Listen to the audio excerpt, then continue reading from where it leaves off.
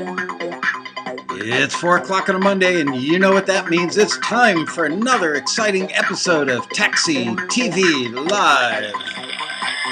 The post-Thanksgiving turkey coma episode. And thank you, band. Thank you, fake audience. And welcome to the folks in the chat room, and welcome other viewers as well. How are you? Hope everybody who is living in the U.S. had a great Thanksgiving.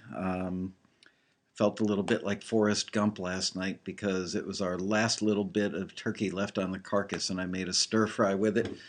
But, you know, every year at this time it becomes like, you know, turkey gumbo, turkey stir fry. I mean, it's like, how many different things can you do with leftover turkey? But I got to say, it was a nice holiday. Had a small group at our house, family and very close friends, and it was warm and fuzzy, and I hope yours was as well. Okay, so on today's show, we are going to listen to 10 songs that, and maybe for the first time ever, we're going to actually mention the names of people who bravely submitted their stuff for review. We're going to start doing that. If this goes well, I may start doing that at the beginning of every episode. Do one song because people inevitably show up late as they are for this show, and that way somebody will get their song listened to, and it'll add a little more excitement to the show, and see how it goes. So I have not heard these songs. I will admit, though, I heard a little bit of the first one because I had to make sure that the CD player was working and that the levels were cool and all that stuff. So I heard a little bit of the first one and I don't know, maybe 15 seconds of the second one, but have not made any notes, have not given them any critical listen whatsoever. Let's see, Scott Hansen is serving pizza with anchovies tonight at the restaurant. And I got to say, I think I stand in the minority. I actually love anchovies on pizza. You walk around with a puckered face and swollen fingers for 2 days after you eat it, but it's always really good. But every time I want to get anchovies on a pizza, everybody else that's with me goes, ew, anchovies. So I think I stand in the minority on that. Hey Bubbles, how you doing? Hey Gloria. Scott Hansen says he loves this concept. We haven't even done it yet, Scott. I love your anchovy pizza. All right, so let us. We're taking over. All right, so let's get started because I've got 10 of these to do and I can't run long today. So the first one we're going to hear is a song called Tattered and Torn by Robbie Hancock. And by the way, I want to say thank you to Sophia for putting together these. She had to go through tons of submissions, and you know, my only instruction to her was kind of pick a wide swath of stuff. So I really don't know exactly what styles or what level or anything I'm going to hear, but Robbie Hancock wants to know about his song Tattered and Torn. How's the mix? Is this broadcast quality, ready for listings and film and TV pitches? Are the lyrics strong strong universal enough for film and TV? And what genre is this? Okay. Let's have a listen to Tattered and Torn and find out.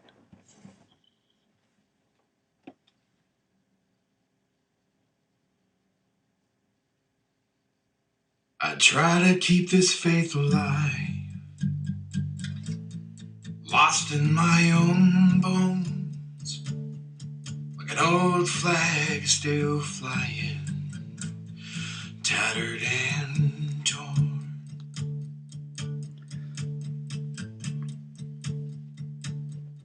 Gotta keep it all together, calm this rising storm. My will is nearly broken, tattered and torn.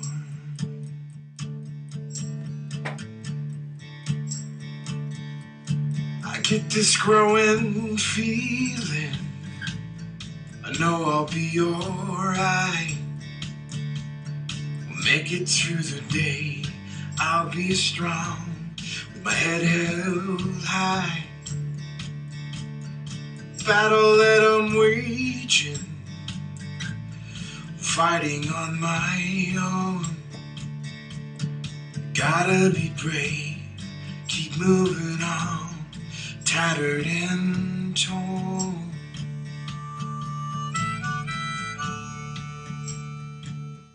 Now I got somewhere to be. Inside it's getting warm. Down the road from perfect, tattered and torn.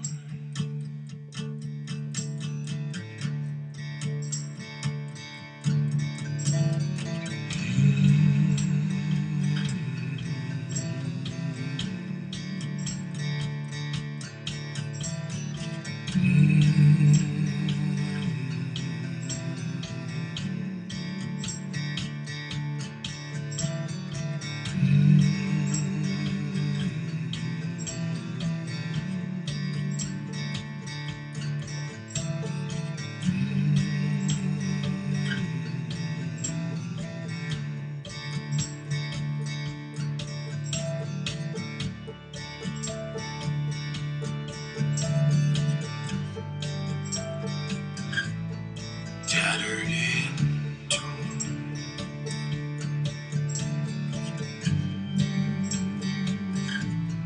Tattered and torn.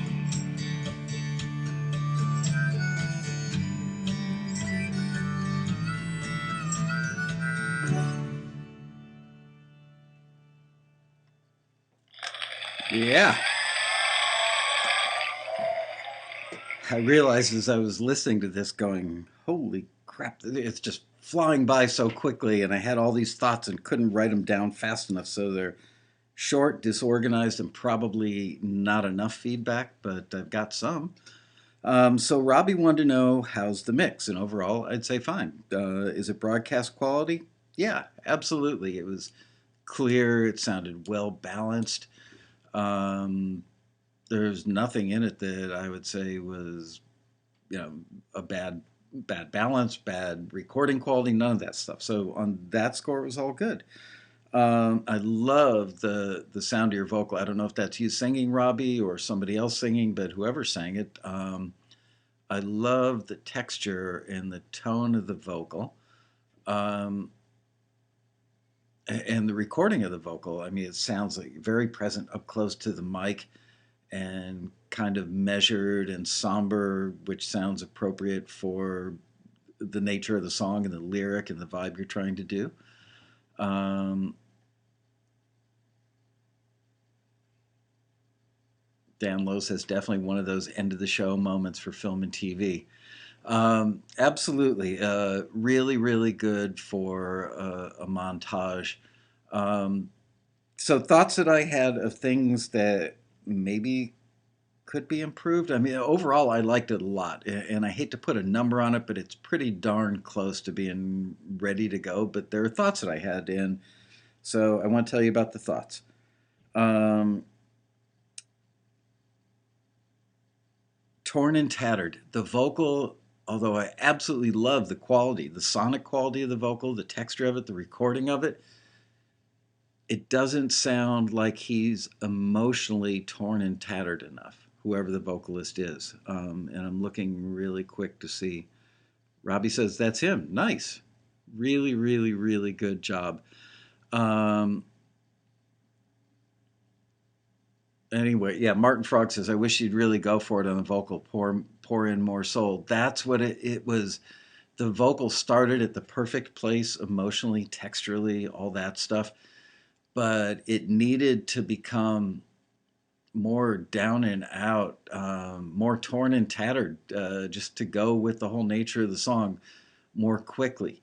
Um, this song could be used, Sons of Anarchy, maybe. If you tweak certain things on it, it is the right kind of song for a montage on a show like Sons of Anarchy at the end. It's a song about regret and being beat up by life.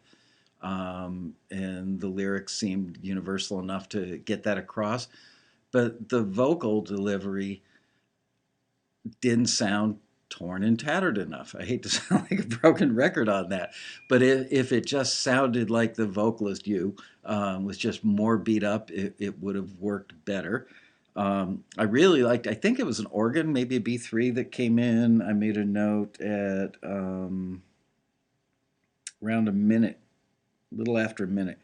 Um, I think you could have brought that organ in sooner. I think you could have developed more layers of instrumentation much sooner in the song. I mean, in the beginning, it's just the acoustic guitar on that side, which would be the right side, and the vocal down the middle. So it kind of pulls you to that side. And then you bring in the other guitar on the other side to counterbalance it, which is the right thing to do. I think that you went too long with with just one guitar and the vocal down the middle. And I remember thinking very early on, oh man, I wish he would have doubled that guitar and split it out to both sides. And I'm not a big fan of stereo guitars, because stereo acoustics in particular, meaning one source, two microphones. It just invites phase problems, and I don't hear, unless you're doing like Antonio Carlos Jobim, I don't see a lot of reason to go stereo acoustic, but a doubled acoustic might have been cool. And then a dirty sounding bottleneck slide on a dobro and the organ brought in sooner. I do remember thinking that I really liked the kick drum sound on it a lot. Um, the tambourine was appropriate, although I thought it might have been overly sparse.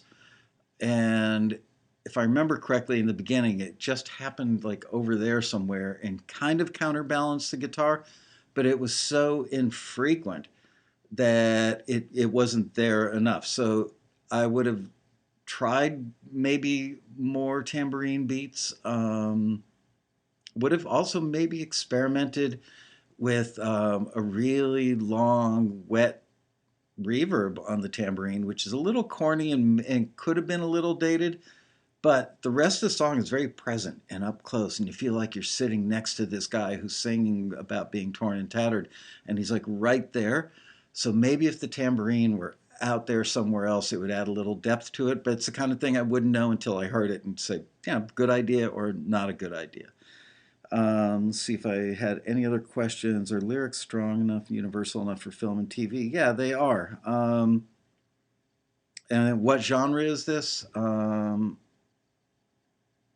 Clearly, singer songwriter. It could almost go folk. The true definition of folk music, dates back to like the Woody Guthrie era, the Dust Bowl era.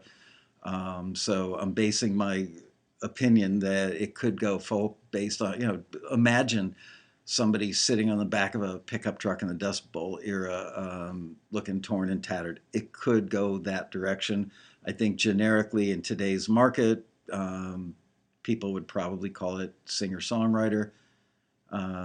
Subject matter wise could go blues, but it's really not a very bluesy presentation. And I'm not saying that in a bad way. I said bluesy presentation like I was disappointed. I wasn't at all. So there you go. I'm just scanning the thing. Could go Americana.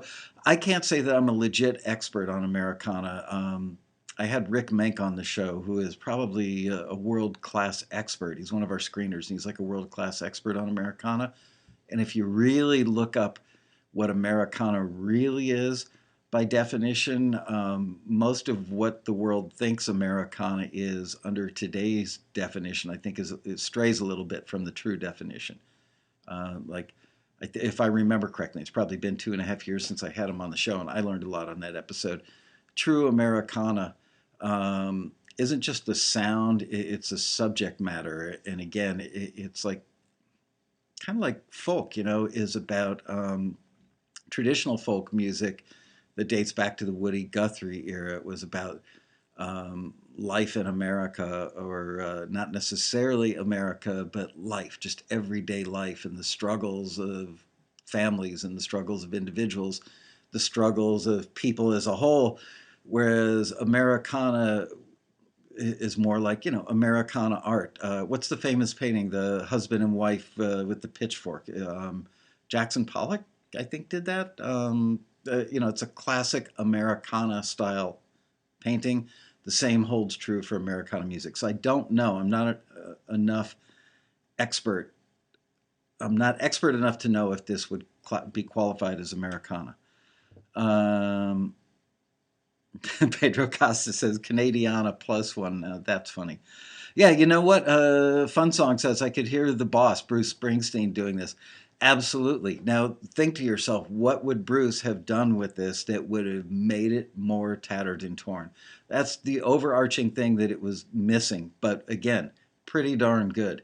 It just didn't go to the point of being like, holy crap, is that amazing? But it could go there. So there you go. Transfercom says it's tattered and torn, Michael. Did I call it something other than tattered and torn? Did I call it tattered and Tom? Because that's what I thought it was when I looked at the first thing.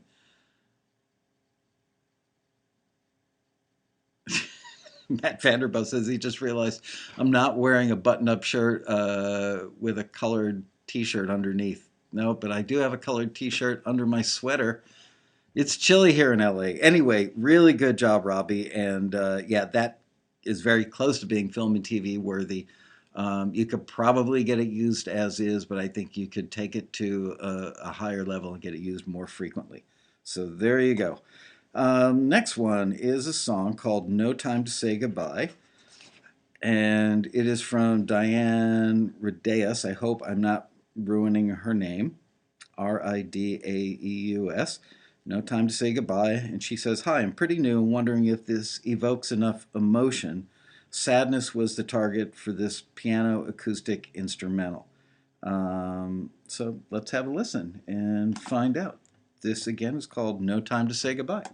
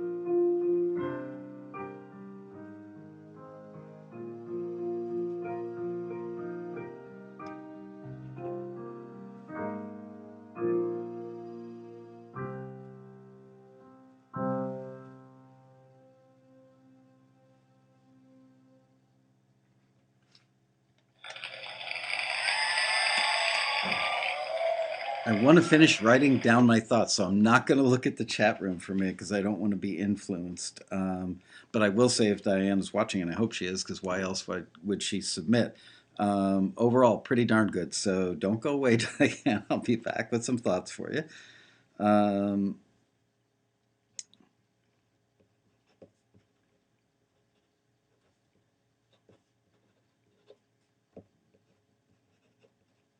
All right. Again, I'm doing this really, really quick, and if I were really gonna, critique this in more depth, I might listen 2 or 3 times and spend a little more time on it. But that was 2 minutes and 21 seconds. So this is what I wrote down. I really like the fact that you came in with a nice, simple, memorable, melodic motif and stayed with it.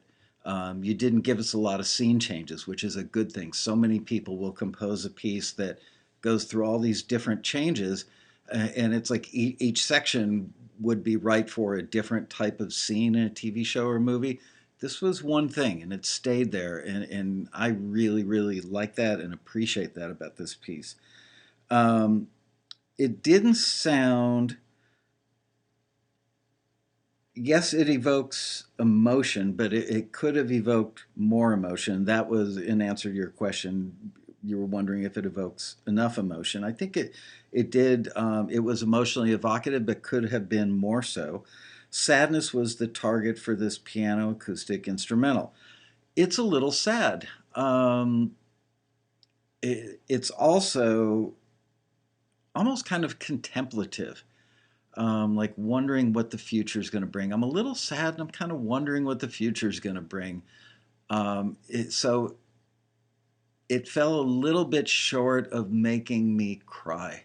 You know what I mean? I kind of wish that you'd fully committed to the emotion of sadness. You're certainly talented and the piece is pretty darn good. I'm just trying to help you get it to a point where it's great.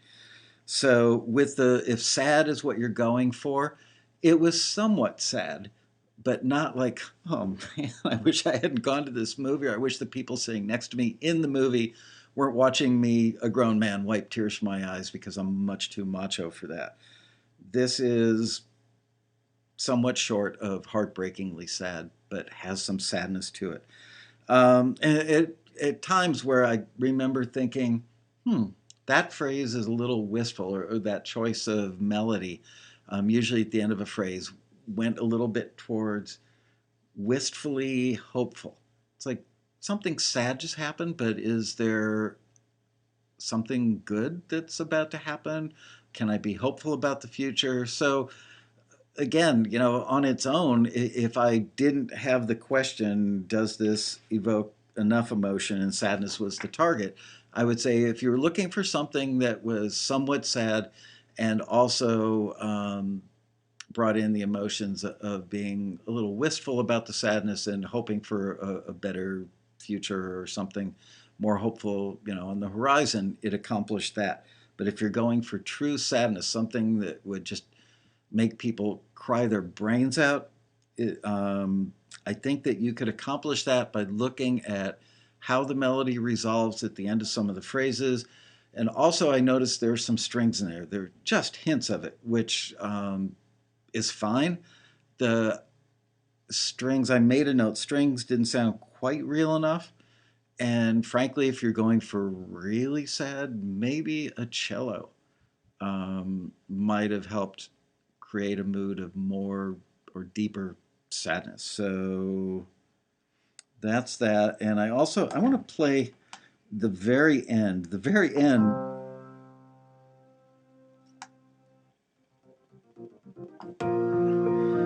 The ending could have been different.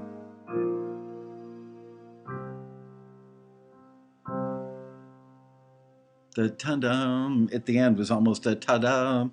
You just should have left it probably back on the root, right there. Yeah, just leave off the dun-dun little addendum at the end. It didn't really serve a purpose. It was almost an announcement that it was over where we already thought it was over before that. So there you go. I hope that was helpful. I don't know if you're in the chat room or not. I'm scanning really quickly as the messages are flying by. We'll see what you guys said.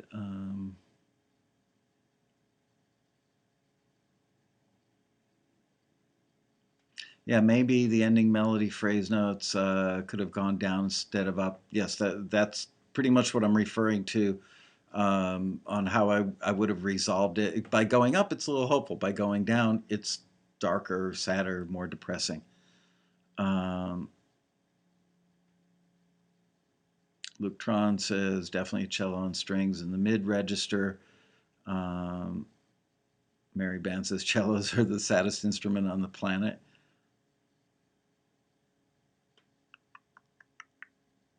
Cowbell could make you sad. It was beautiful. Mary Band says it was beautiful. It was. It was a really nice piece. And believe me, I am not saying that was not a really strong piece by any stretch. I'm just trying to help you guys take it to the nth degree. All right, moving on. Let's go to number 3, and this is called Life is Wonderful by Zach Nelson. Would this song suit advertising and other sync opportunities? Also, would it be a good song to get placed with an existing artist like Jason Mraz, etc.? Let's find out. And this again is called Life is Wonderful. Certainly a good title.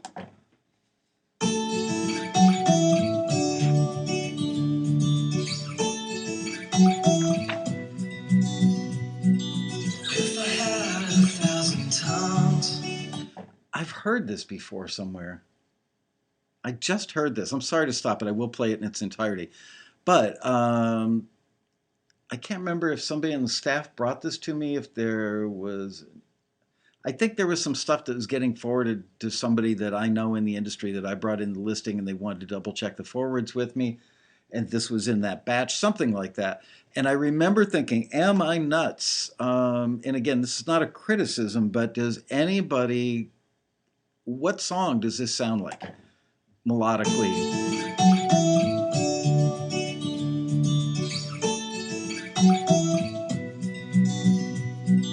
If I had 1,000 tongues, I would sing with everyone. Voices like a mountain song. Yep. Bob Lagrasso and Martians on Maui got it right away. Sounds like that Peter Gabriel song. And I would be scared to death. Um, I wouldn't want to send this to a music supervisor because the music soup would be afraid to use it because it sounds too derivative. Whether or not the rest of the song does or not, I don't know. We'll get there in a second. But right off the top, this sounds so derivative. Does anybody remember the title of the Peter Gabriel song? Salisbury Hill. Um, yeah.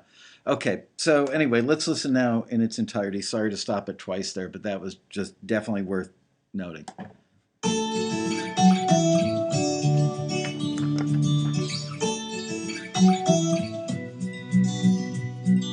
If I had 1,000 tongues, I would sing with everyone. Voices like a mountain song. Sing you are my only one. All my days. Life is wonderful. Life is wonderful. Never understood. Life could be this good.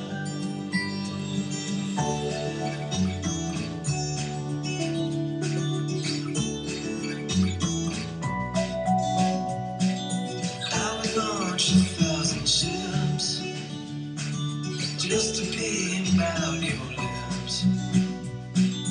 Tell them all to sail away just to see you every day. All my days. Life is wonderful. Oh, life is wonderful. Never understood. Life could be this good. If I had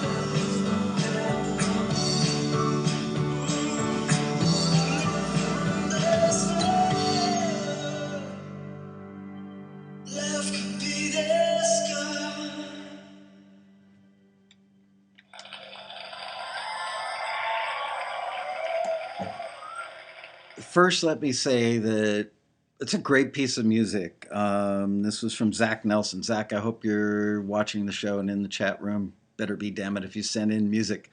I should have made that a requisite that you have to be signed up and in the chat room so we could be a little more interactive. Um, Really awesome piece of music. So let me address your questions. Would this song suit advertising and other sync opportunities? Probably. Also, would it be a good song to get placed with an existing artist like Jason Mraz? Um, yeah, it's a pretty sounds like it could be a pretty artist-driven song. Sometimes artists like Jason Mraz tend to cut their own stuff more frequently than outside stuff. So it's a higher bar because you've got to beat what they think is great about their stuff. Um, but I can't get past the fact that it sounds so much like Salisbury Hill at the top of the song that, I mean, all of us immediately went there. I think people probably went there before I even brought it up. So it almost discounts the whole rest of the song is wonderfully done as it is. There was one section I want to play, um, and now I got to go find it. And it's a section I really like that I think would be really cool for advertising. And I would maybe take this section and make it a standalone instrumental piece.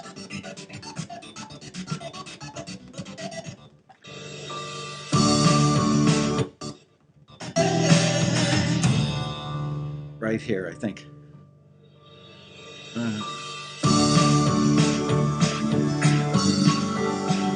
Okay, this is holiday-esque, believe it or not. Maybe it's just because I'm in the mood. Okay, just that section, a ding, ding, ding, ding, ding, ding, that section and that instrumentation, the overall vibe. Now imagine the voiceover guy whose name eludes me at the moment that does the voiceover and all the Mercedes stuff. And imagine one of those Mercedes commercials where you've got this gorgeous, $75,000 Mercedes driving out in the snow, not on a road, but like on a hillside of snow, spewing up snow behind the car, and it just sounds like that to me. Again, think Mercedes, think voiceover.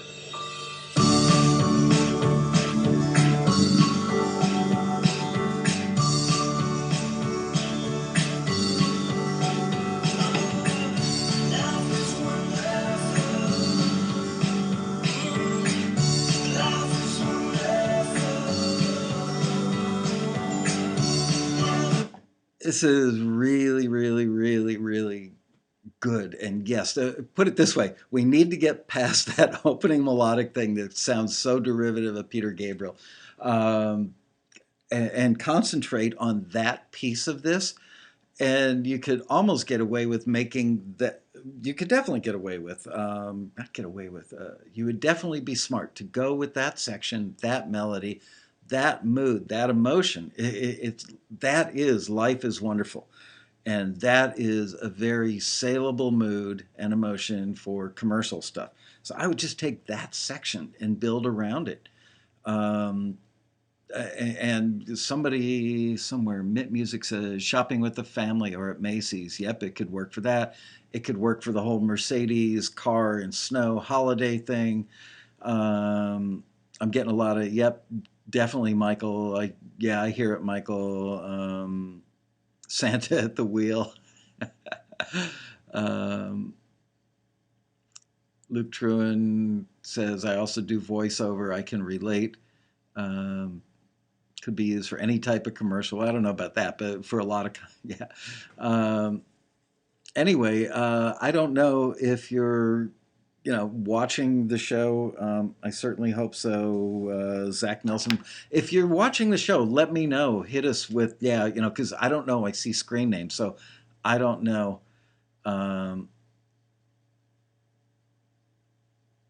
Jim Carvalho says, does Michael look like Simon Cowell today, or is it me? No, because my haircut is not square enough. It's not a Christmas and holiday special, Steve. It is. I'm listening to people's music and doing on-the-fly critiques, because we're starting a new trend, which is we're going to open every Taxi TV with a randomly picked show, and I'm going to do a critique. So to launch that today, I'm going to try and get through 10. Anyway, so there's my take on Zach Nelson's song. And Zach, if you're in the room anywhere, I hope that was helpful. You're very talented, and that was really good. You just need to look at it a different way, slice it and dice it, and do something.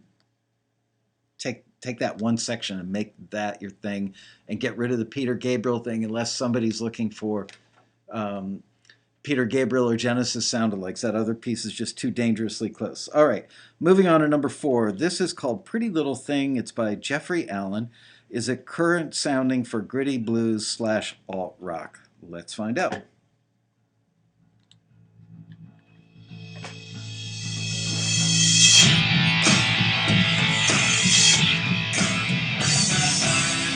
I'm back from hell just yesterday, man. Met a lot of people like you. Caught a ride with a dude on a light red flying solo. He had words that were true. He said, pretty little thing, just a pretty young thing. Keep your eyes wide open. 'Cause pretty little thing, they're gonna want a piece of you. Pretty little thing, just a pretty young thing. Nothing was nothing if you ain't got something to lose. Shed a long drag on a blonde cigarette, man. Thought a lot about what to do. Don't know too much about living, but it's reality I learned from his words that ring true. He said, pretty little thing, just a pretty young thing. Keep your eyes wide open. 'Cause pretty little thing, they're gonna want a piece of you. Pretty little thing, just a pretty young thing. Nothing was nothing if you ain't got something to lose. Love that guitar lick.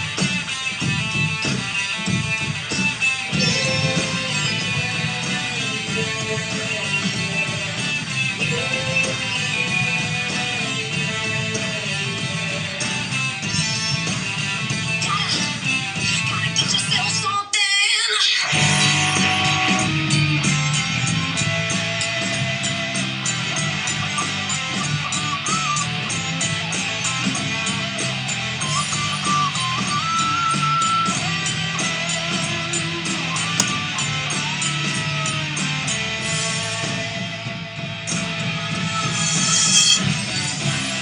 Riding high with a dude on a light red flying solo, and he had these words that rang true. Pretty little thing, just a pretty young thing. Keep your eyes wide open. 'Cause pretty little thing, they're gonna want a piece of you. Pretty little thing, just a pretty young thing. Nothing was nothing if you ain't got something to lose.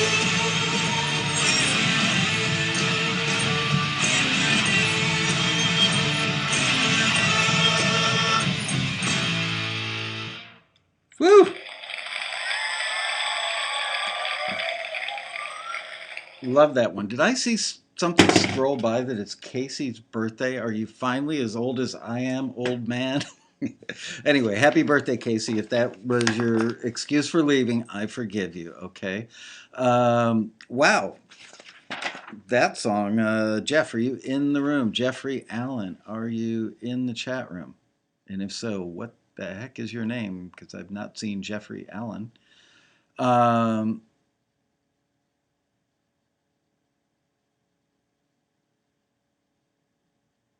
Casey is 60?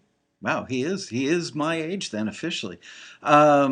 He just left for cake. Oh, if I'd known, we would have had a birthday party for Casey, and I probably would have played his song. Although, ironically, Casey's got a song on the show. He's going to have to. Number 7 is a Casey Hurwitz featuring Nathan Nasby song. So there you go. Casey, you missed your own damn song.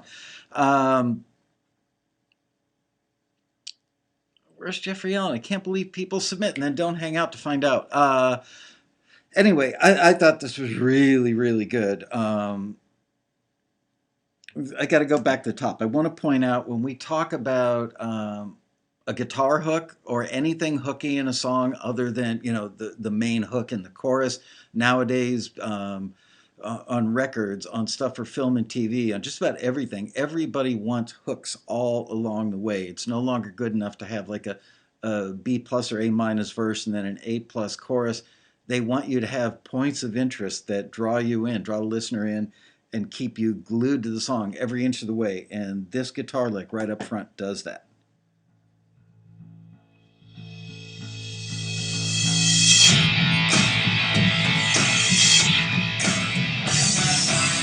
I'm back from hell just yesterday, man.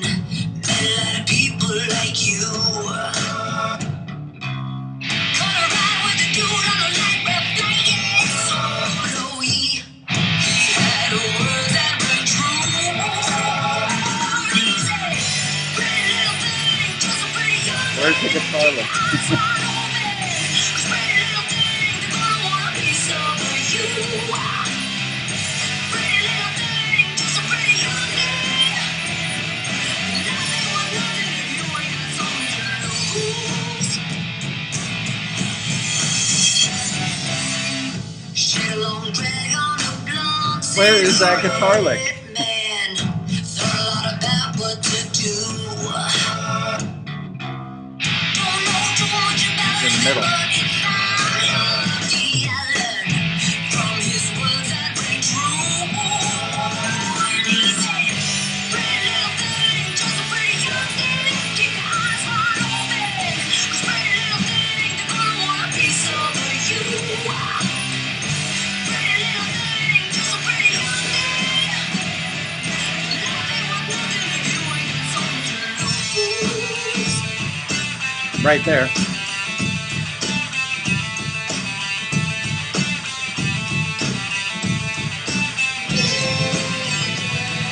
Okay, also notice the group unison background vocals.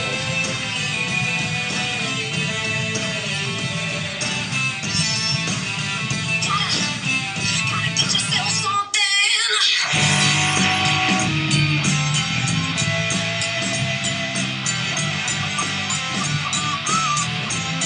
All right. Again, really, really, really, really good. It's a little bottom light in the mix, but there is not much else that I could say I would change about this. But that guitar lick that we just heard, Gotta get yourself something. that, I should take it back.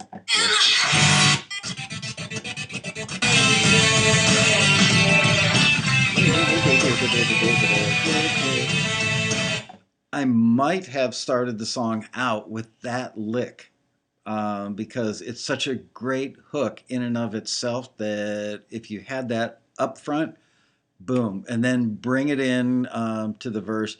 But the song is so strong in so many ways. It's sweaty, it's gritty, and funny enough, I was never. I'm drawing a blank. What was the band Geddy Lee was in? Dear God, Rush.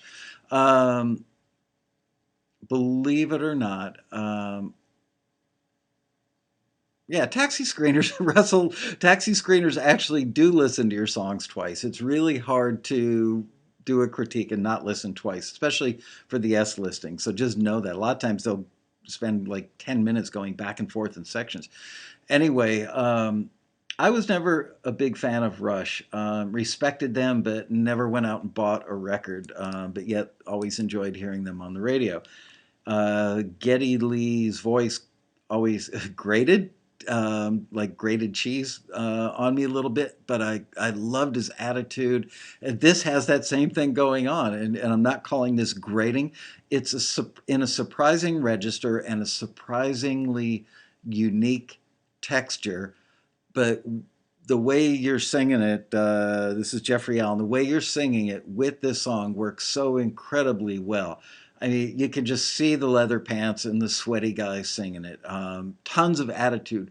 When our listings say that we want songs that where the vocalist, has tons of attitude, that's it. Want it to sound convincing and realistic, that's it. So really, really, really, really good. Scott Hansen says he liked Rush, but they needed a better drummer. Um, Zach Nelson is now in the house. There you go. Okay, so you heard everything I said. That's good. Um,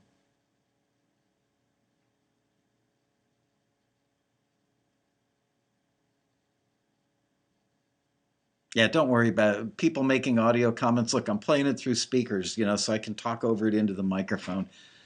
Swagger, thank you. That's the word I was looking for.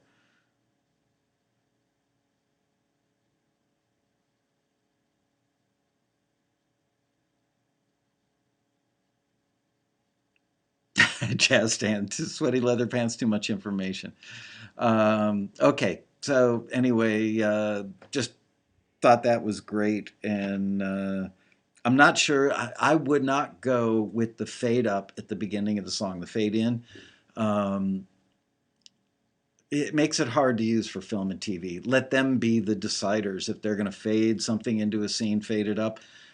Maybe for records that could work, but I would definitely think about trying to edit. Just see if you could do a so-called razor blade edit, and just take that guitar lick there and put that up front along with a boom stop into the verse. See how that works. Um, Bob Lagrasso said that Jeff put this on the forum and we all got involved. See, there you go. The forum.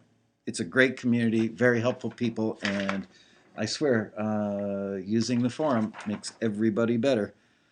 Um, I wrote down Black Crows. I wrote great guitar playing and Black Crows, by the way, on the back side of the piece of paper. Okay, there you go. So that was Jeffrey Allen's song, Pretty Little Thing. Um, Also, I couldn't really understand all the lyrics, but from what I could understand, I thought that the swagger, the attitude, the vocal delivery, the whole thing was just absolutely perfect for that kind of song. So there you go. Great, great job in that. Next song is called Danger Ahead. It's by Don Coyne, and he wants to know what style or genre would you put this in? And he's actually got a style listed, but I'm not going to tell you guys what it is. I want to see if anybody else picks up on it. So here we go. This is Don Coyne's song, Danger Ahead.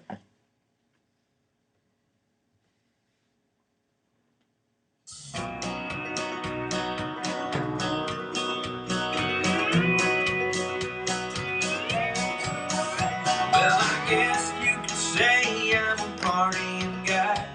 Go out on the town and get a little high. Well, most nights that's about all I've done. Don't feel quite ready for some special one. I like hanging out with all my pals and get together with different guys. There is one pretty special girl who may be fixing to change my world. I see danger ahead, all the signs are so clear. Yeah, there's danger ahead in her smile. I'm not looking to win, but I'm reason to fear. Very soon she'll have me walk down that aisle. Once I thought I could love anyone anytime, and not worry about ever settling down. But apparently he says that's about like a crime, and there ain't no one bigger in this here town. I see danger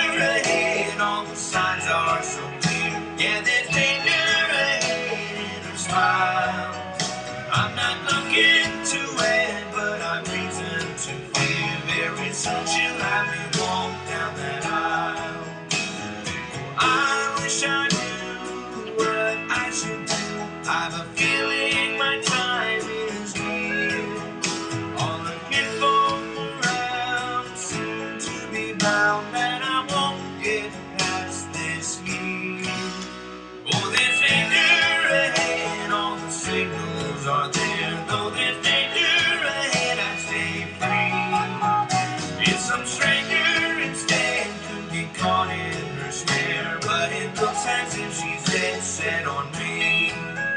Yeah, I reckon to be my destiny. Maybe I can squeeze in just one more spree.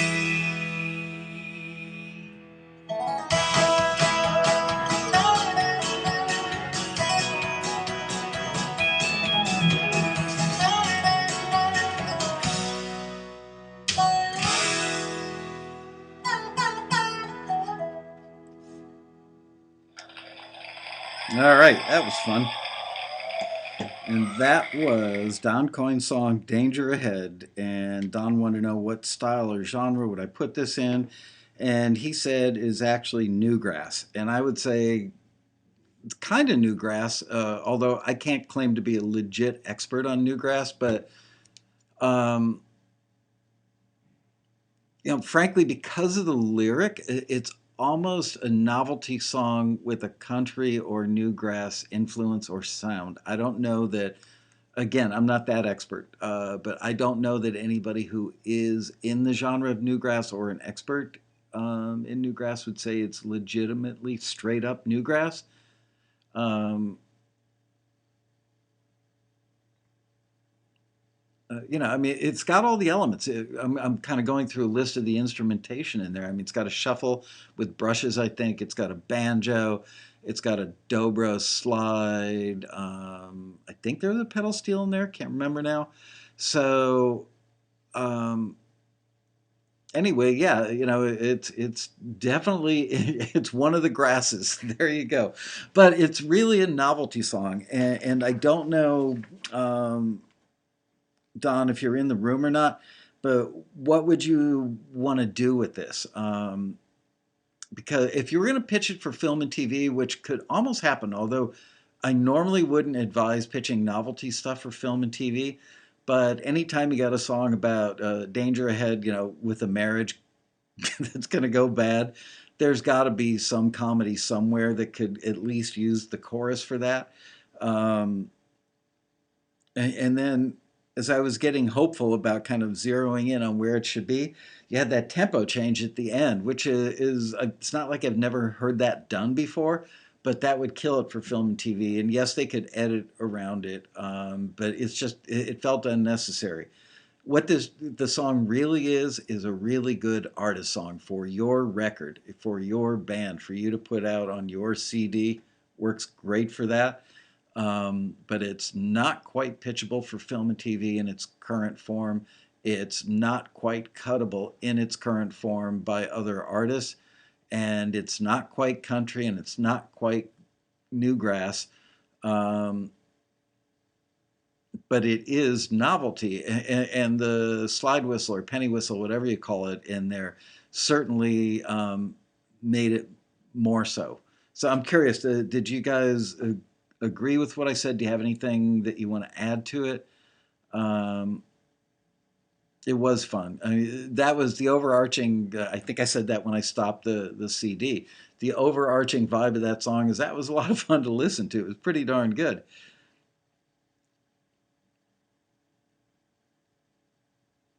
Hi, Diane. Glad to see you, Indigo Gal. Yes, I liked your song. I thought that it had a lot of strength. Um, Rob Toon says, yep, had a comedy element. Jim Carvalho laughing out loud, hopefully at the fact that the song was funny and not at me. Um, Robbie Hancock says, yeah, it was a modern Dukes of Hazzard song or tune. Yep. Russell Landwehr says, the three different tempos kind of threw me.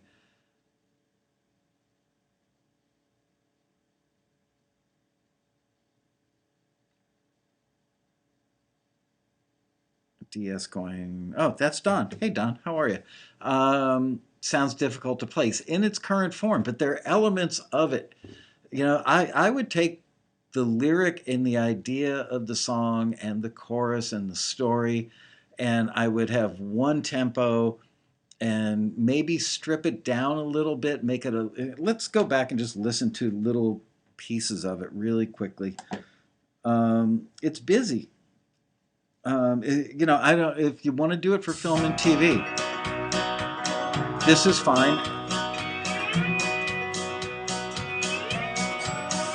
Well, I guess you could say I'm a partying guy. Go out on the town and get a little high. Well, most nights that's about all I've done. Don't feel quite ready for some special one. I like hanging out with all my pals and getting together with different guys.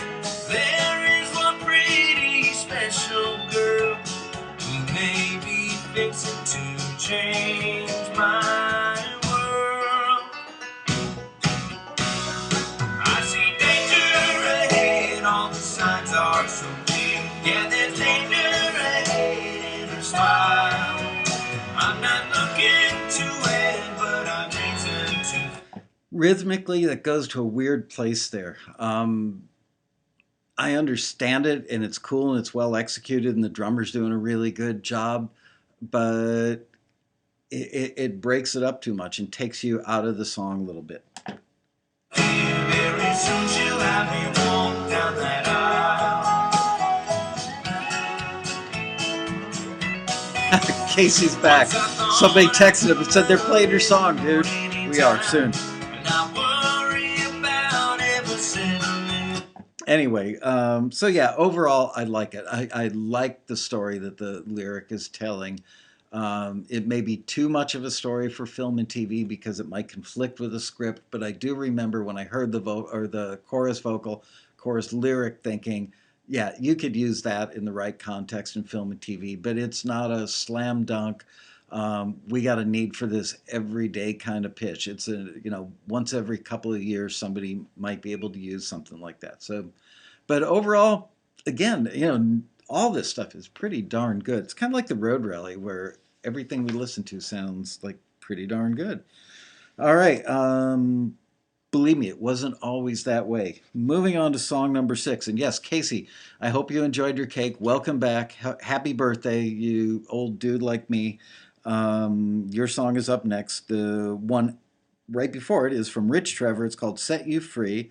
And he wants to know, does this fit into modern blues rock or older classic, I'm guessing classic rock, and is it considered broadcast quality? So modern blues rock or older classic rock, I'm guessing, and let's find out. And the song again is called Set You Free.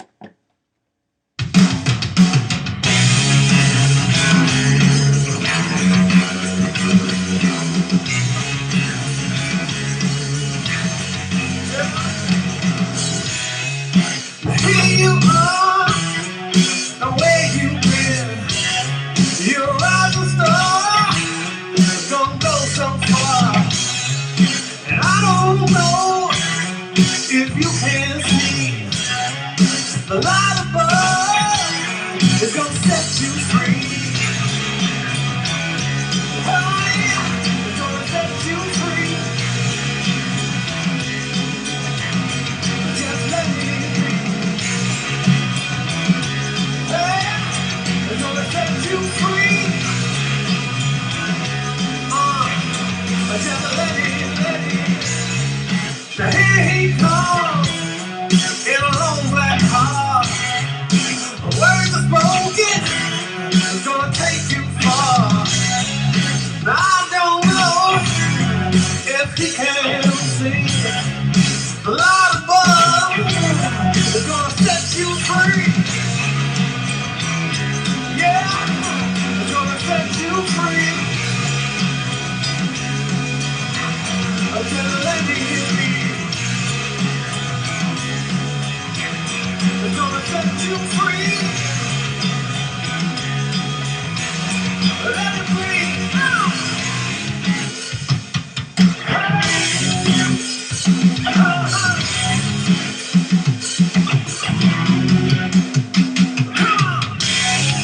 That was me shaking level.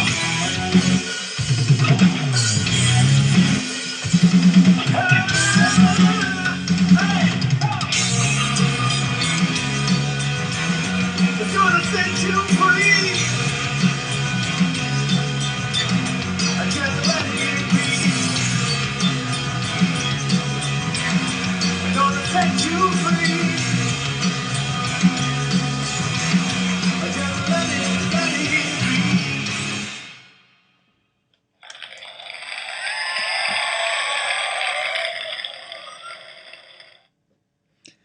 right.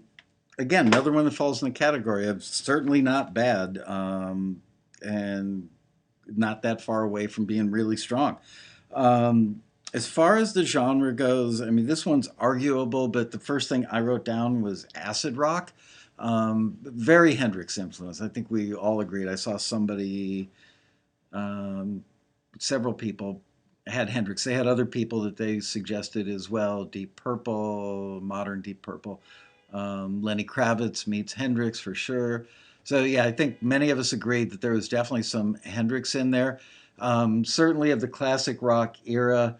Um, I'm old enough to have lived through that era, as apparently are many of us. Somebody said that they were actually at Hendrix's Fun Songs, saw Hendrix's last concert. How cool would that be? I mean, in a bittersweet kind of way. Um, I'm trying to remember, but at the time we didn't call classic rock because it was what was going on at the time. So I think at the time that we considered pretty much anything Jimi Hendrix did acid rock. And that's probably because some people, not that I knew anybody personally, chose to take drugs, mainly LSD, and listen to Hendrix with the headphones on.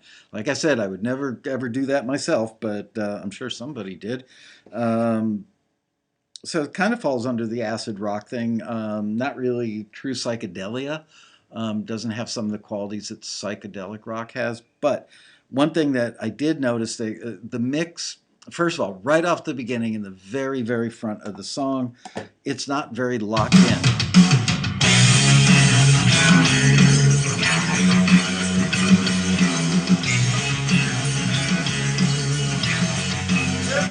It's got a cool guitar riff that's appropriate for the style, appropriate for the era that this is influenced by, and appropriate for the song. But the two guitars are not locked in with each other, nor are they very locked in with the drums, which is pretty hard to lock into because it's doing all this fancy turnaround stuff, which is appropriate for the type of song it is.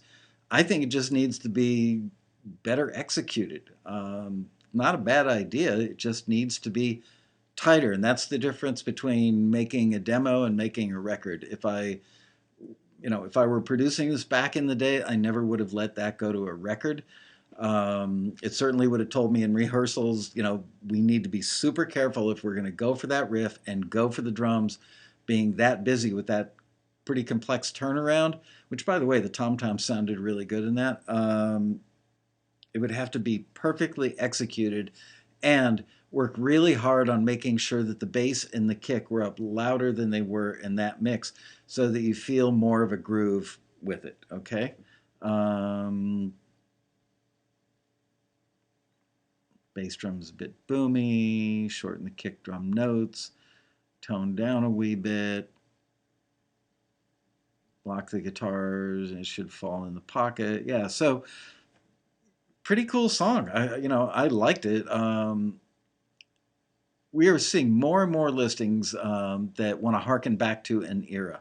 Um, we get a lot of listings. People are wanting more and more frequently. If any of you guys have demos from back in the day, almost any genre that you would find on radio back in the day, from even the 90s now, but especially the 80s, the 70s, the 60s, the 50s, the 40s, um, that stuff is getting used a lot. I can't say that it's the most popular genre, but when people want to do flashback scenes or they've got a show that takes place in a certain era and they want to establish a time period based on the music that's playing, probably in the background as source music out of a jukebox or a car radio or something, people walking into a club, nothing says era better than music that came from the era, and nothing sounds better in those situations than authentic stuff. And it's funny because remember a couple of years ago, Jeff Freundlich did a presentation at the Road Rally. I can't remember if I did a panel with him or a one-on-one.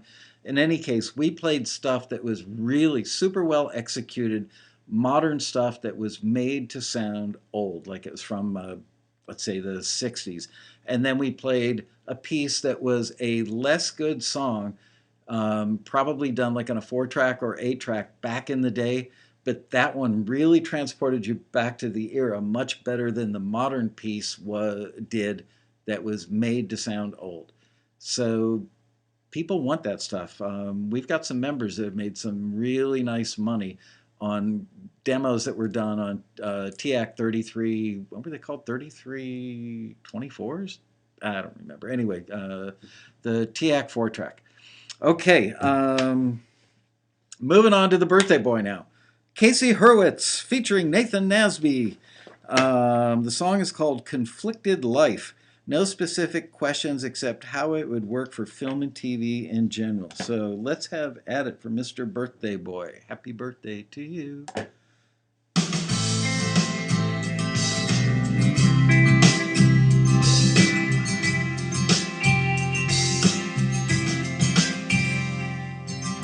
You look in the mirror and you see two reflections, but which one will you choose?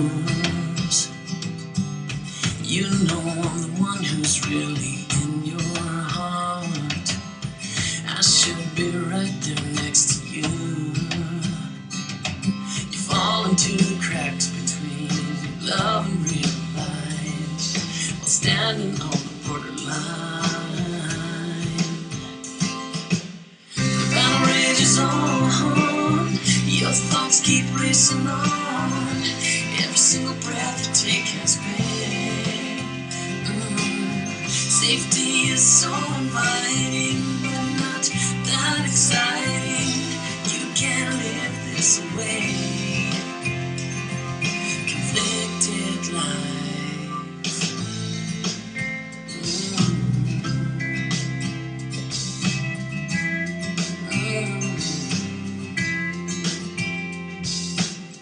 The clock is ticking with your every heartbeat.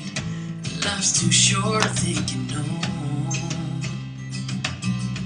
but life's too long to live with lovelessness. You have your dreams, don't let them go.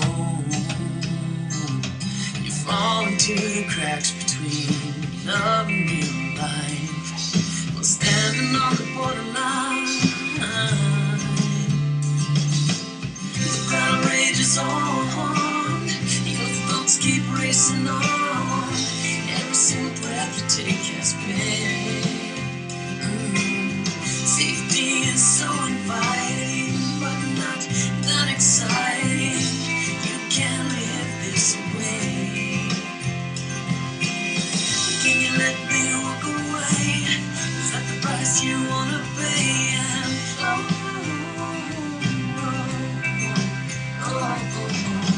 maybe if you close one door, another one will open more. And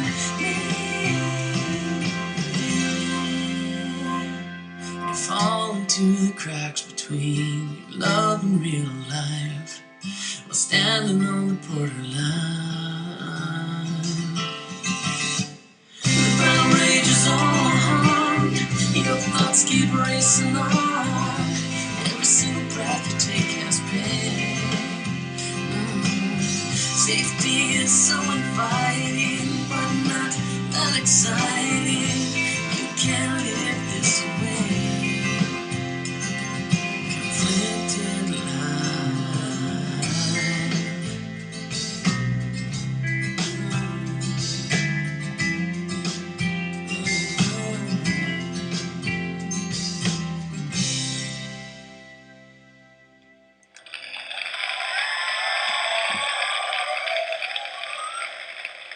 I just noticed after 4 years of doing the show that the CD player actually has an EQ button on it.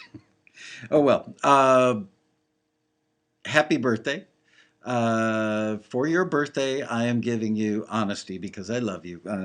And not, you know what I mean. I've known Casey pretty well for a pretty long period of time and have tremendous respect, admiration, and affection for him. The lyrics are probably the strongest aspect of the song. The melody is really pleasant and works well with the lyric. And your question was, how would it work for film and TV in general? It's almost a little too pleasant to work with the conflicted life aspect of what the lyrics are talking about. But you had like 4 places in there where I was able to catch the lyric and go, wow, That was a really brilliant little piece of lyric right there, and it made me want to go back and to the top and listen, bottom to top to see if all the lyric was that strong. But there was some really, really smart lyric writing in there.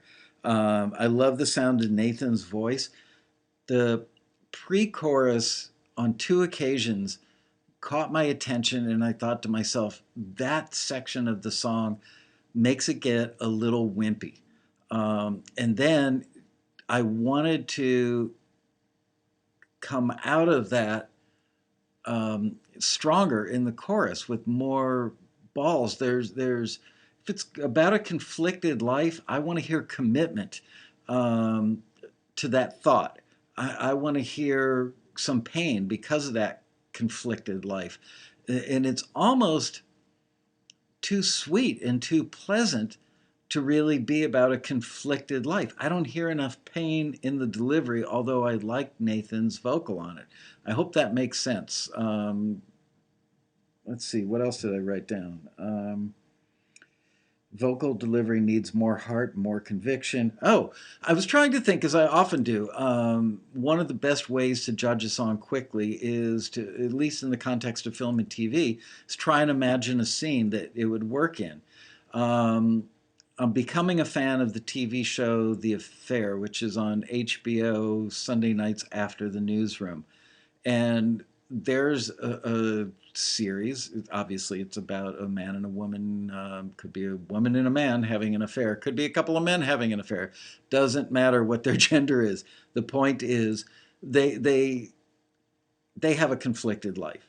They're both kind of happily married, yet they're having this affair, and that would certainly lend itself well to a song that was conceptually about having a conflicted life. Could I hear this song in that show? No. Why? It's not edgy enough and it's not committed enough to the conflict.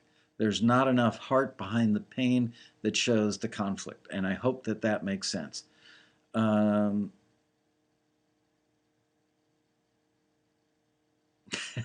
Fun Song says, imagine your song getting rejected, then you'll sing with angst. Or send me a package that goes tick, tick, tick. Scott Hansen says, could be about a couple of cows having an affair. That's true. So there you go.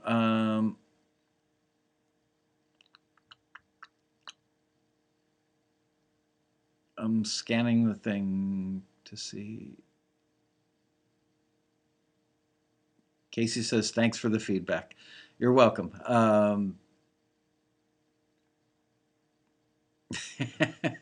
Somebody said that makes sense to me. Not enough heart behind the pain. Great line. I'm stealing that. There you go. Can't be that happily married if they're having an affair. Well, they're just starting to figure out now what it was that drove them to have the affair. And the song is kind of like that. I want to know more about the pain.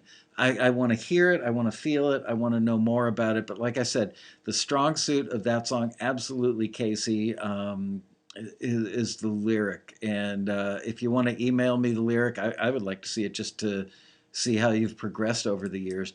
All right. How many more do I have to go? I have 3 more to go. Can I do it?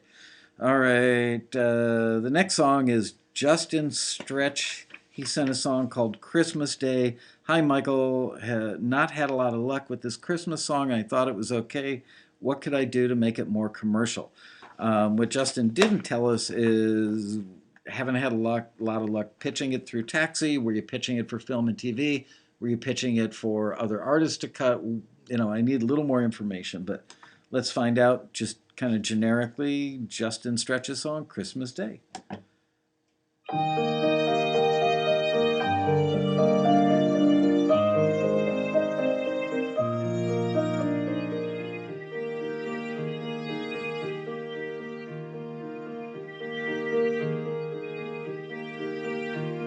I'll meet you at the Christmas fair. Feel the cold wind in the air. But how can I say I've loved you all of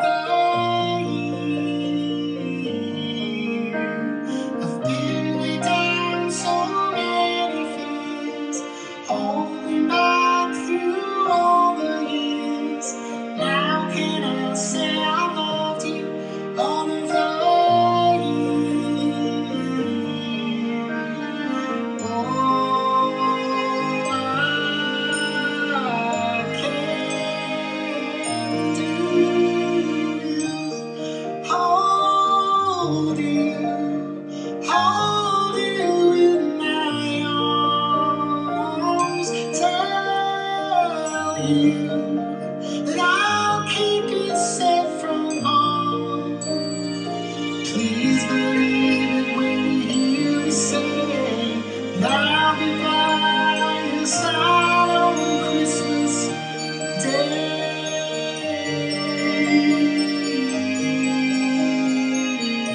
On Christmas Day.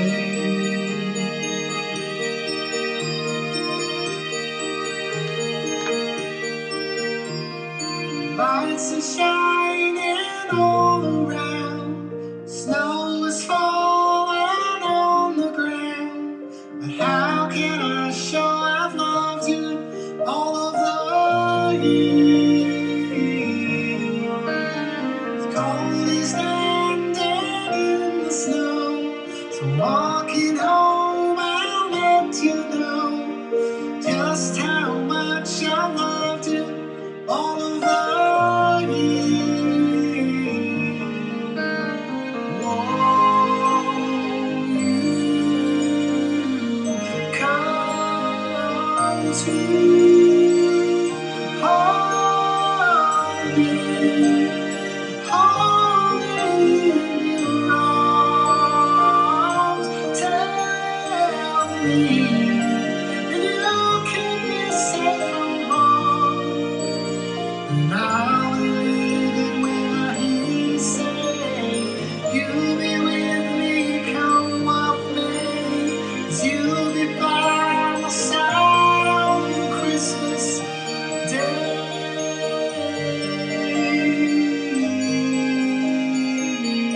On Christmas Day.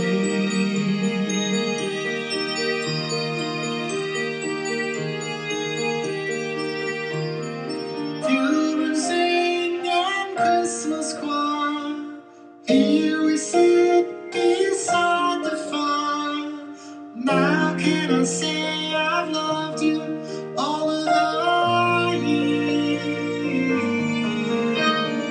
Presents for the family are gathered here around the tree. Now can I show I've loved you all of the year? Won't you come to love me? Hold me in your arms. Tell me you'll keep me safe from harm. I'll believe it when I hear you say you'll be with me, come what may. 'Cause it doesn't matter what the wise men say, we will be together on Christmas Day.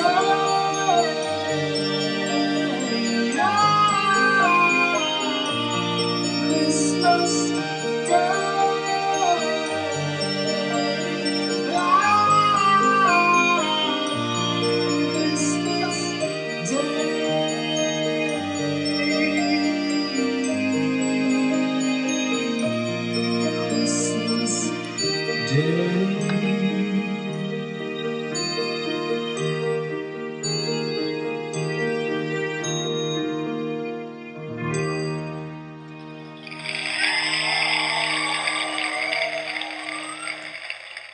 Sorry, I cut it off 2 seconds too soon. I love the texture of your voice. It's extremely unique, very, very, very emotionally effective. This is not what I would say is typically a Christmas song, although people were pointing out, it's sad for a Christmas song, but there are sad. I couldn't understand enough of the lyrics, frankly, kind of because of the texture and the register of the voice. But very early on, I thought to myself, this is about a relationship. And then somebody said in the chat room, more of a love song than Christmas. But it was about a relationship in the context of Christmas, but that wasn't immediately obvious enough. So it did come across as more of a love song, very Art Garfunkel-y love song. Now, I do remember, I made a note that there was an episode, the TV show House. I'm not even sure if House is still on, or if it's just reruns. But for probably 4 or 5 years, I watched House quite frequently. And there was an episode, a Christmas episode of House. Most hit TV shows have like a Thanksgiving episode or a Christmas episode. There was a Christmas episode of House where, if I remember correctly, everybody else had left, the hospital and had gone to the staff holiday party, and House was trying to save a patient, and he said, "Don't worry, you guys go enjoy the party. I'll hang out with the patient." And as hard as he could try, he didn't save the patient, and the person died on Christmas Eve. But the patient died at like 12:01, so it was officially Christmas. But he fudged the numbers on the death certificate so that the person actually on paper died on Christmas Eve. And then it showed House sitting there, bedside with the dead patient as he pulled the sheet up over the patient's head. And he did what House was frequently known to do, which was open up a bottle of meds and pop a Vicodin or whatever it was. I think it was Vicodin that he was addicted to. This show would have been perfect for that scene had it not had the relationship lyric. Emotionally, melodically, tempo-wise, texturally, in many ways, this could work for a scene like that. But it's not, again, a high probability pitch.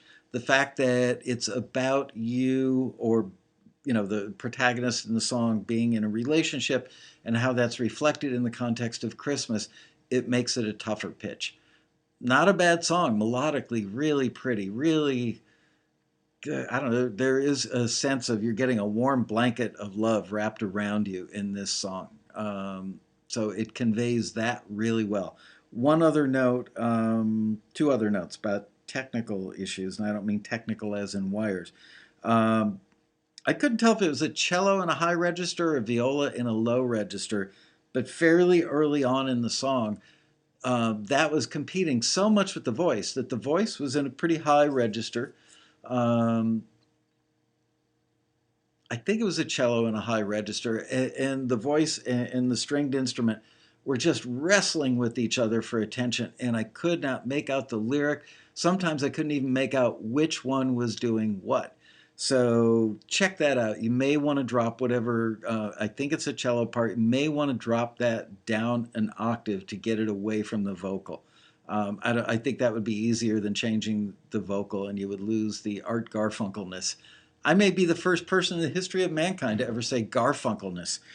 And the other thing I wrote down was how many verses. I didn't count them, but I saw Steve Giles or somebody said, "How long has this song been going on?" I don't have a clock on it.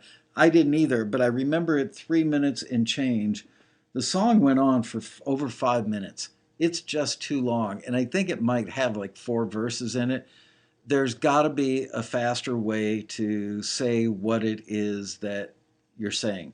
Keep the vibe, keep your beautiful vocal approach, change that cello to a lower register, and just make it shorter. That should be a 2-verse song. If you can't say it in 2 verses, maybe you're just trying to say too much or getting too personal in the story.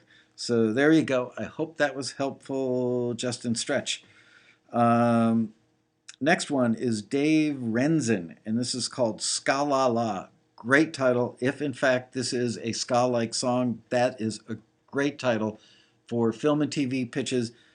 If it is what I think it is, you instantly know approximately what you're going to get by looking at the title. That gets an A+ right off the bat. And Dave says he's just looking for general style feedback. I love this track, but I'm having a hard time matching it to listings. So let's find out what we can offer up to help that. And here we go with Scala.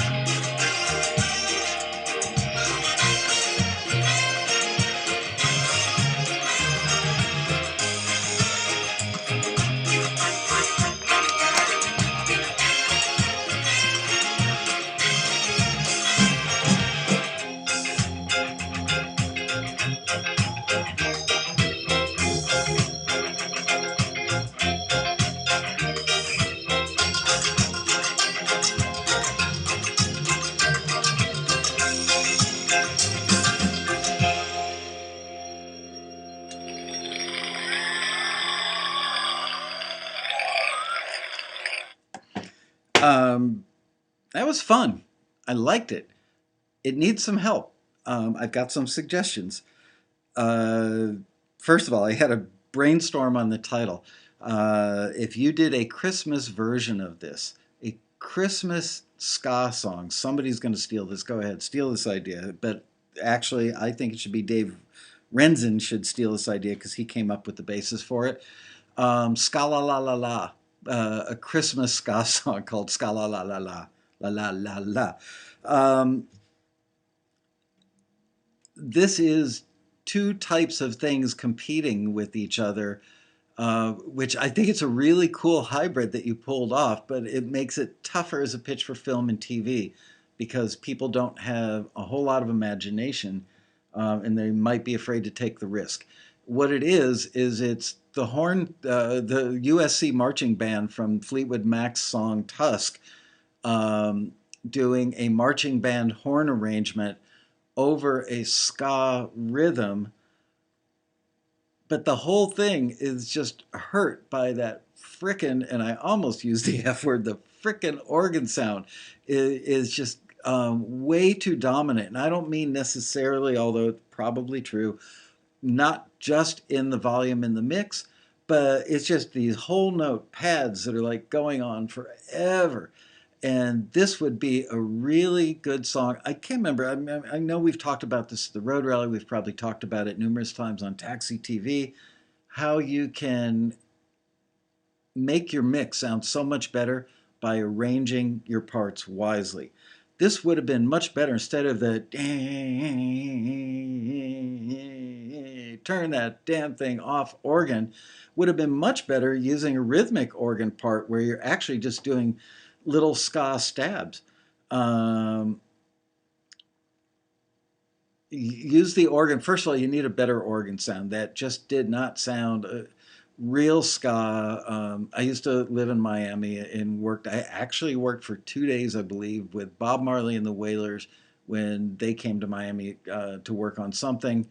Um, their organs, all reggae that I remember while living in Florida and working at Criteria, the B3s sounded just so incredibly good. And I mean like good, like distorted and broken and appropriately aged B3s. This just didn't sound like that. And it was so ever present because it was just these whole note pads just, just like ringing around the whole song.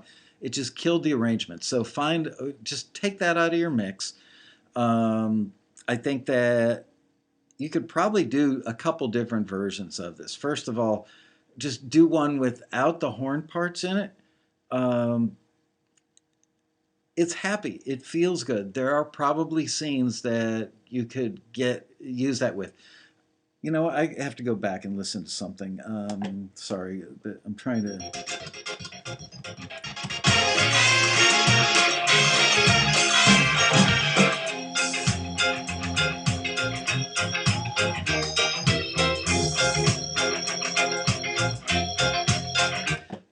The guitar part is there for a ska or reggae song, but it's the way the chord is voiced makes it not sound truly legit in that world.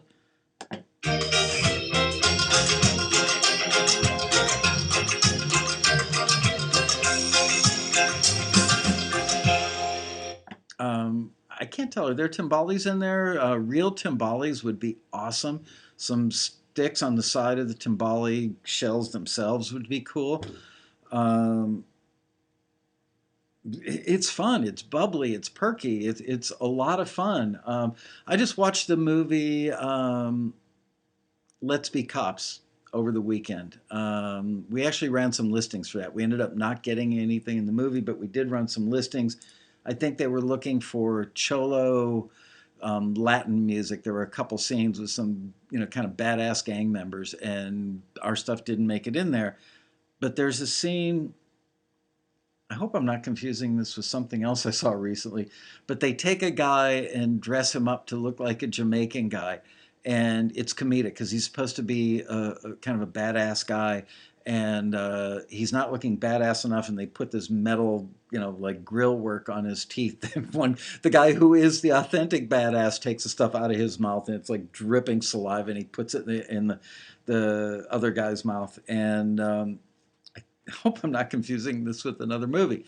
Anyway, this would have been really good for the scene where this guy with his dreadlocks goes to the bad guy's hangout, his lair, and is trying to fit in at some party with a bunch of other bad guys and bad girls. This would be fun enough and almost corny enough in a good way that it could have worked well. So this has a lot of potential. It's just something about it. It needs to be dissected in Frankenstein and put back together in a different way to make it work. I think that there are two versions of it that could each work, but together they're not quite working. I hope that makes sense, and I hope that's helpful. All right, on to the last one. I love the title of this one. The song is from Tal Moore, and the song is called Loserville, and any feedback will be great. So just general feedback is what he's looking for. Let's have a listen to Loserville.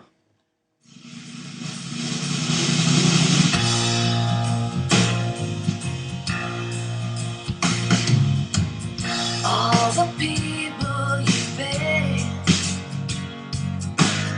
drag you out every night down to Loserville, where the heartaches are free. For the rest you must pay with your dignity. The ignorant baby, born in the South.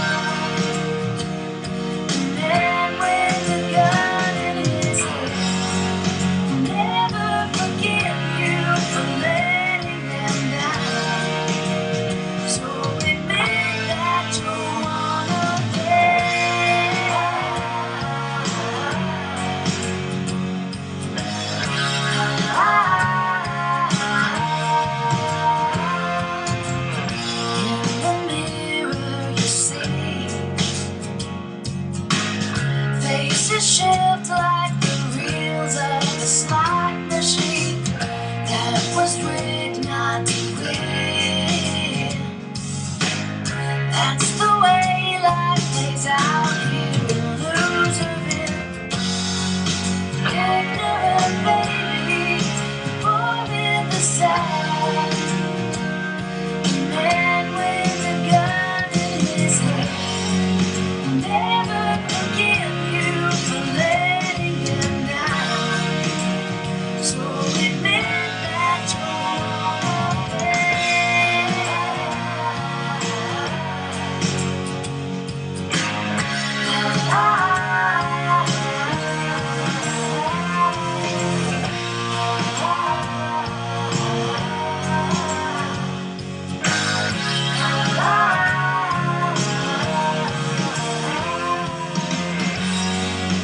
ignorant baby, born in the South. The man with the bomb in his head will never forgive you for letting him down. So admit that you're one of them.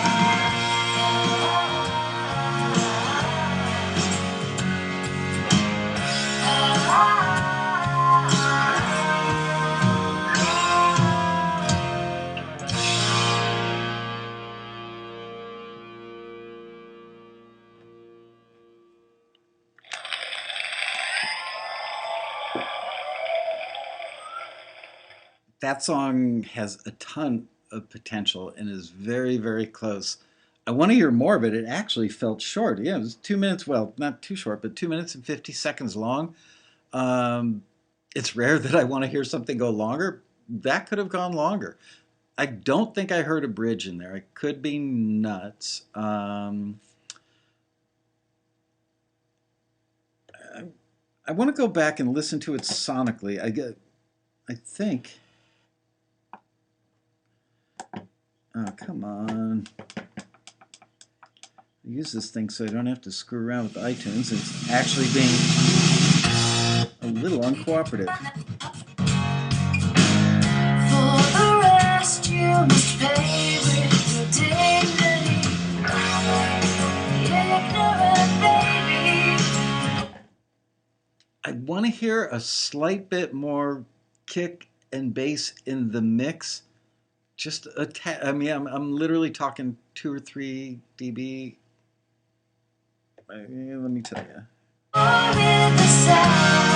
It's the bass. The kick is there. I think it's the bass guitar.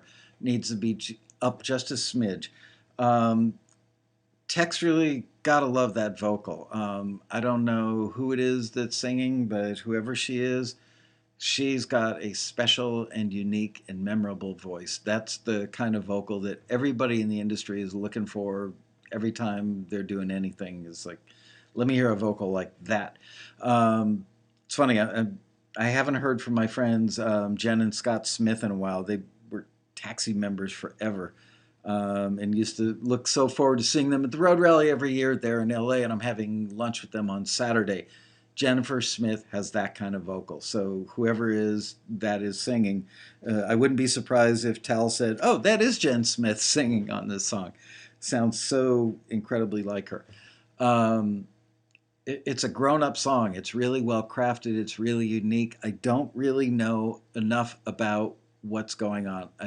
I wish I had a lyric sheet for this one, so I could talk more about the lyrics. But Luger says it might be her system with the bass thing. I know my system well, and it's not. I've got it set to, if it sounds great on Steely Dan, then I know where it is. So no, it's not the system.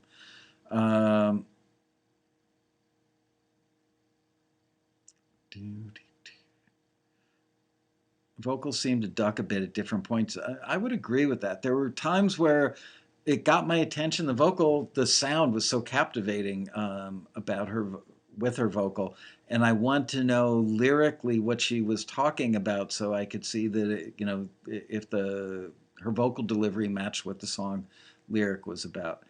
But just really, really, really, really good.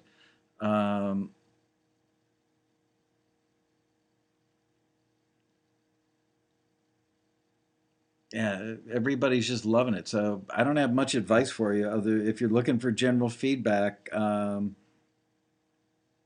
it says any feedback will be great. The feedback is pretty freaking good. I might want to hear the vocal up a little more, just so that I know more about what it's about, because I think that you've got a really good song there, and the vocal could be really important, or the lyric could be really important to the song.